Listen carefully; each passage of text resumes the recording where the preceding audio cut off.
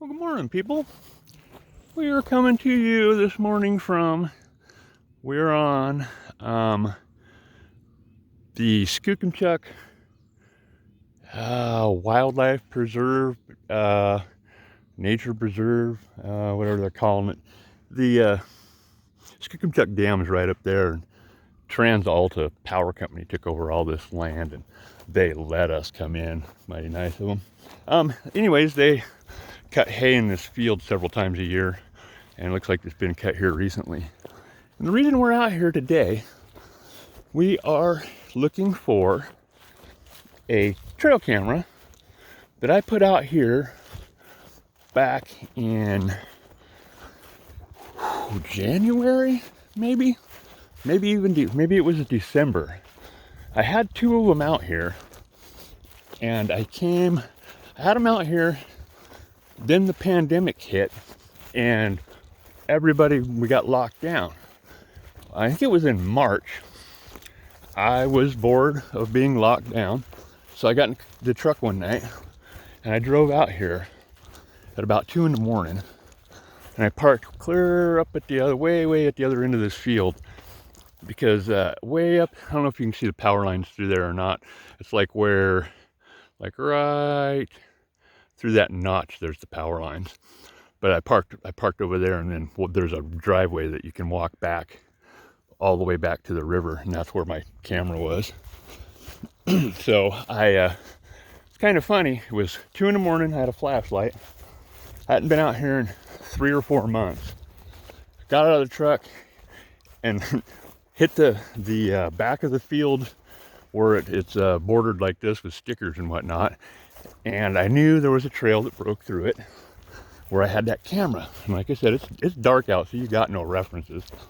So I went to where I thought it was. I walked down a little trail, and that's not it. I backed up, backtracked about 50 feet. There's my trail. Boom, there's my camera. And but I was irritated. I don't know what happened, but it was out here for 3 months and didn't snap one photo. So I don't know if I shut it off when I left or what. But I also had another one. There's 3 hedgerows out here that separates the field. You got this front field, then that's the hedgerow right here.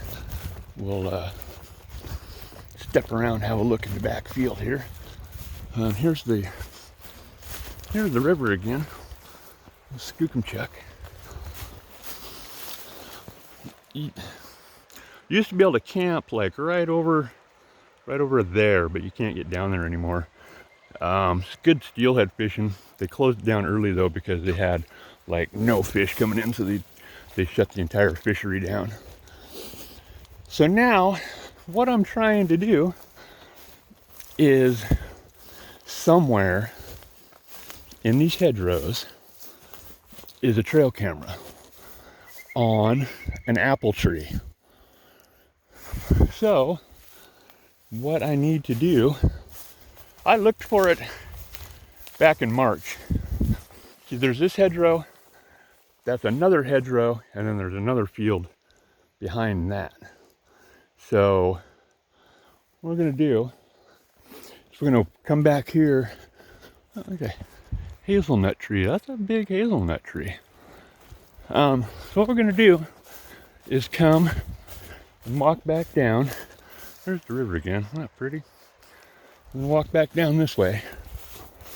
But I thought while we're walking, there's not a lot to look at here, so I would start a story time.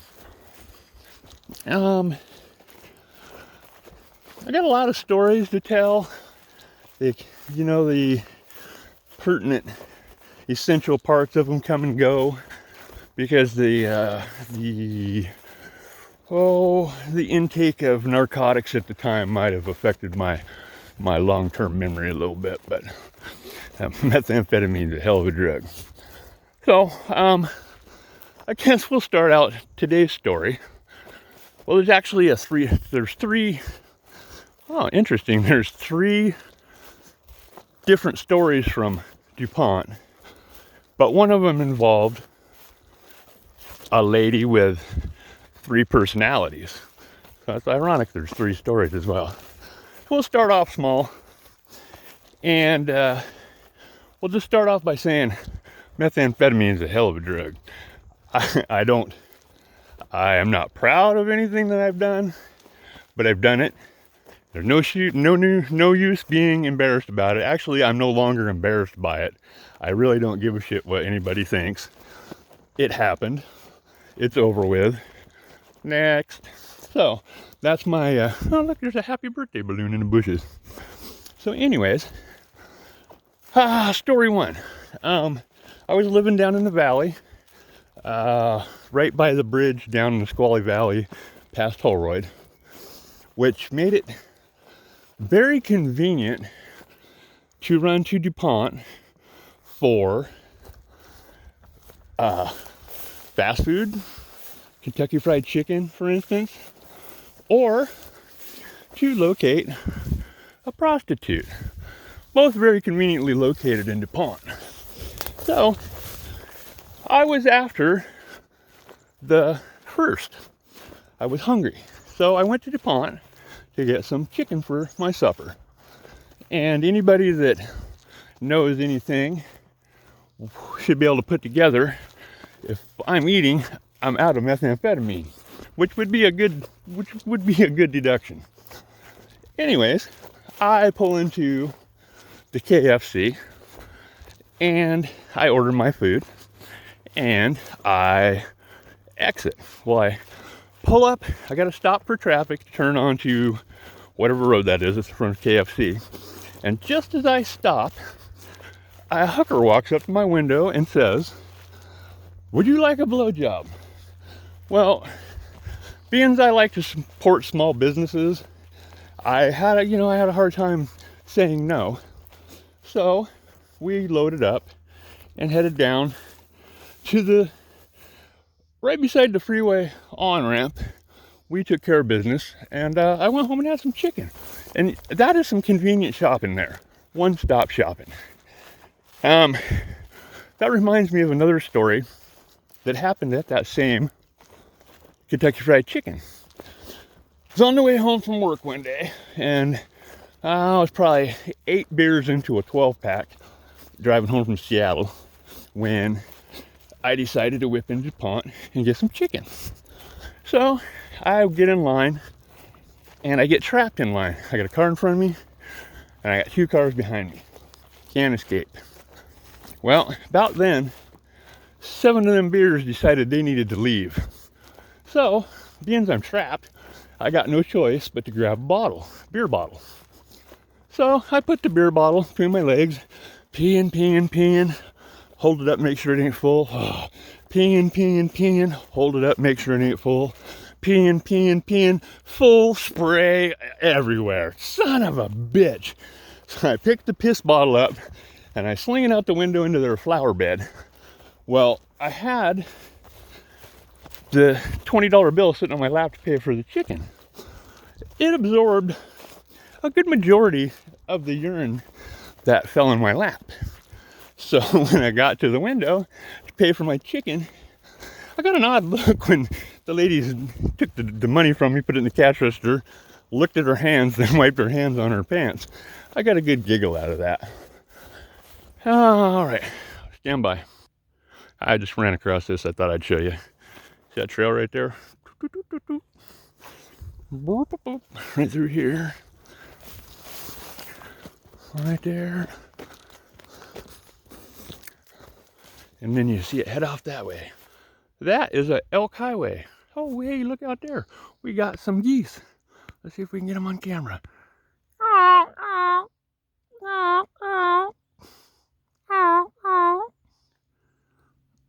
better quit before I get goose raped. A lot of people tell me that I sound just like a goose. A lot of people are saying that. A lot of people say that. All right, stand by. All right, we're back. Had to get a drink, gather my thoughts. I'm starting to get a little winded. I lack the ability to do anything slowly for some reason. anyways, back to the stories. The next story, I was in DuPont. It must have been a small business Saturday, and I was out looking to inject some money into the local small business economy. I was looking for my camera. And anyways, so I was cruising, not the main drag of DuPont, but one street back. The main drag parallels the freeway, and then there's like 4 blocks that go back away from the freeway. And the further you get away from the freeway, the tighter you hold onto your wallet.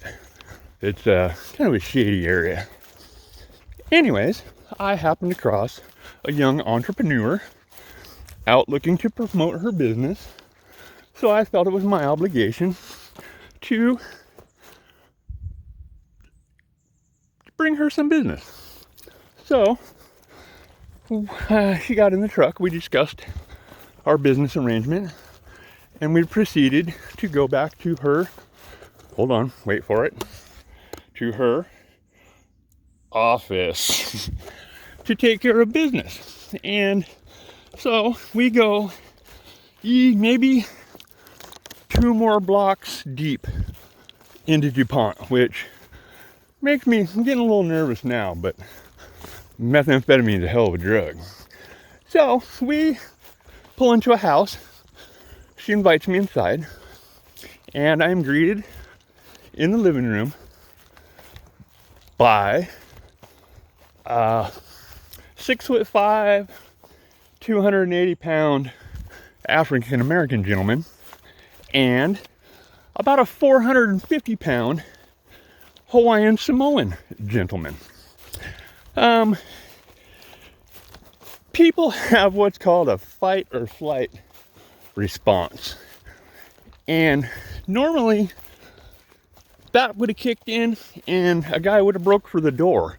But methamphetamine is a hell of a drug, and once a guy gets his mind set on something, it's pretty hard to deter him from what he has set out to do. To his own detriment, it is hard to stop him. So proceed on in the house. There is the African American gentleman is sitting on a recliner. The Samoan is sitting on a couch.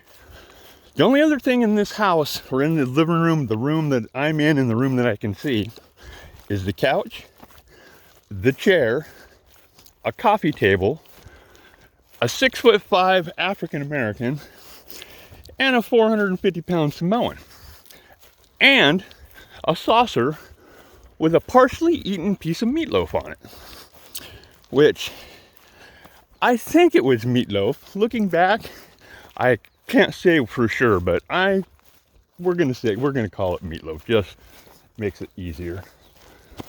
So anyways, I walk in the house and I have my Maglite with me. I have one of them, I think it was a 6-cell Maglite. And in those days, what I did was I would unscrew the bottom cap where you put the batteries in, and there's some spring and a foam in there. It's a good place to hide methamphetamine. You just stuff it underneath the foam, and then you put the flashlight back together. That way it ain't in your pocket. And, if you get jacked up, good chance no one's gonna see it. So I have my flashlight with me, and I walk into the living room, and I say my pleasantries, and I'm asked, what's that flashlight for? I tell them, actually, it serves a couple of purposes. I carry it for protection, and it's a good place to hide my drugs. Well, the African American gentleman reaches in his belt, pulls out a 9mm. He says, I prefer this. Well, once again, that brings up the fight or flight problem. And once again, I gotta say, methamphetamine is a hell of a drug, because that didn't even shake me. I stood there and I looked at him. I evaluated the situation. I wasn't gonna leave. I was about to get promote a small business. So With that being said, he tucked his 9mm back into his pocket, or back into his pants. And me and the young entrepreneur proceeded on into her office to conduct our business, which went off without a hitch. And I went on about my business, and I bid them gentlemen a good evening, thanked them for their dedication to small business, and I went home. Honestly, I don't know how I didn't get robbed and butt raped that night, but that was a chance I was willing to take, because methamphetamine is a hell of a drug. All right, we got one more story, the grand finale. I'll be back. Actually, this is 15 minutes. I'm going to have to cut this short, and we'll get the other story in the next video. This is what I saw today.